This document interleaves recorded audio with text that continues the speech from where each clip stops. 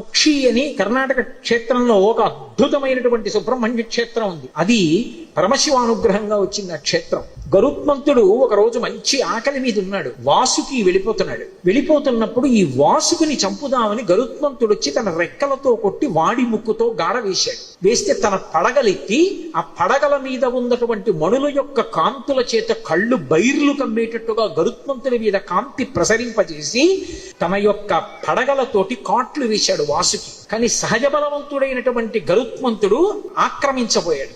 ఆర్తనాదం చేశాడు, శివా శివా శివా అని. వెంటనే కశ్యప ప్రజాపతి వచ్చాడు. వచ్చి గరుత్మంతుడి యొక్క తండ్రి వచ్చి కశ్యప ప్రజాపతి మహాశివ భక్తుడు వాసుకి. అటువంటి వాసుకిని చెనకుతున్నావు శివా అని పిలుస్తున్నాడు. ప్రమాదం సంభవిస్తుంది. వెంటనే విడిచిపెట్టేసి వేరొక ప్రాంతాన్ని చెప్పాడు. ఆ ప్రాంతానికి వెళ్ళిపో, అక్కడ నీకు ఆహారం లభిస్తుంది, అక్కడికి వెళ్ళి తినమన్నాడు. ఆయన వెళ్ళిపోయాడు.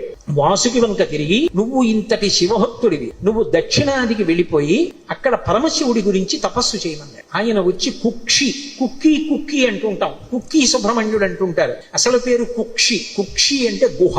ఒక గుహలో కూర్చుని తపస్సు చేశాడు. తపస్సు చేస్తే పరమశివుడు ప్రత్యక్షమయ్యాడు. కలియుగంలో నా కుమారుడు సుబ్రహ్మణ్యుడు అవతారం చేసి ఇక్కడికి వస్తాడు. దర్పణ తీర్థంలో స్నానానికి వస్తాడు. అప్పుడు నిన్ను అనుగ్రహిస్తాడు, నువ్వు ఇక్కడే ఉండమని లింగ రూపంలో పిలిచాడు. వాసుకి అక్కడే చుట్టలు చుట్టుకుని ఉంటారు. అక్కడికి తర్వాతి కాలంలో సుబ్రహ్మణ్యుడు వచ్చి సుబ్రహ్మణ్య కళ్యాణం కూడా అక్కడ జరిగింది అని చెప్తారు. చర్మరోగాలు ఉన్న వాళ్ళందరూ ఆ క్షేత్రానికి వెళ్లి దర్శనం చేసుకుని దర్పణ తీర్థంలో స్నానం చేసి కొన్ని ప్రత్యేకమైన కార్యక్రమాలు అక్కడ చేస్తూ ఉంటారు. ఇప్పటికీ ఆ కుక్షి క్షేత్రం అంతరాలయంలోకి వెళ్ళడానికి కుదరదు. గరుడ స్తంభం ఉంటుంది, ఆ గరుడ స్తంభం వరకే వెళ్ళాలి. గరుడ స్తంభం దాటి వెళ్ళకూడదు. ఎందుకంటే లోపల వాసుకి ఉంటారు. ఆ వాసుకి యొక్క పడగలలోంచి విషపు గాలులు వస్తాయి. ఆ విషపు గాలి తగిలితే తేజోక్షయం అయిపోతుంది, ప్రాణములు కడంటిపోతాయి. అందుకని ఎవరిని అంతరాలయంలోకి వెళ్ళనివ్వరు. ఆ గరుడ స్తంభం వరకు నిలబడితే ఆ గరుడ స్తంభం ఈ విషపు గాలిని విరిచేస్తుంది. దాని వెనక నుంచి దర్శనం చెయ్యాలి. అంత గొప్పగా